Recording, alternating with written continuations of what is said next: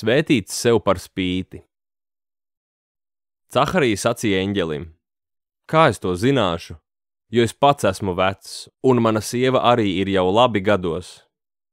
Eņģelis viņam atbildēja: Es esmu Gabriēls, kas stāv Dieva priekšā, un esmu sūtīts runāt ar tevi un tev pasludināt šo prieka vēsti. Zini, tu tapsi mēms un nevarēsi runāt līdz tai dienai, kad šās lietas notiks, tāpēc, ka tu neesi ticējis maniem vārdiem, bet savā laikā tie piepildīsies. Un ļaudis gaidīja Cahariju un brīnījās, ka viņš kavējās Dieva namā.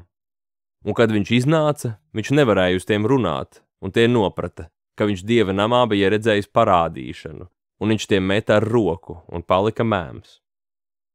Lūkas evaņģēlijs. Strīdieties ar eņģeli? Tā nu gan nebija īpaši gudra rīcība.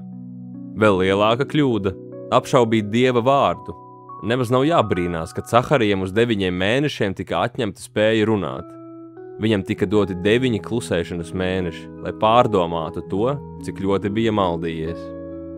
Neskatoties uz apkaunojumu, tas noteikti arī bija ražīgs un svētīgs laiks, jo Caharijam tika dots laiks ieraudzīt visas brīnišķās dāvanas, ko Dievs caur Jāņa piedzimšanu bija devis gan viņam, gan visiem ļaudīm. Jānis ir Jēzus priekšgājējs, kalps, kurš nācis tieši pirms ķēniņa, lai sataisītu ceļu. Jāņa dzimšana nozīmēja to, ka drīzumā nāks Mesija.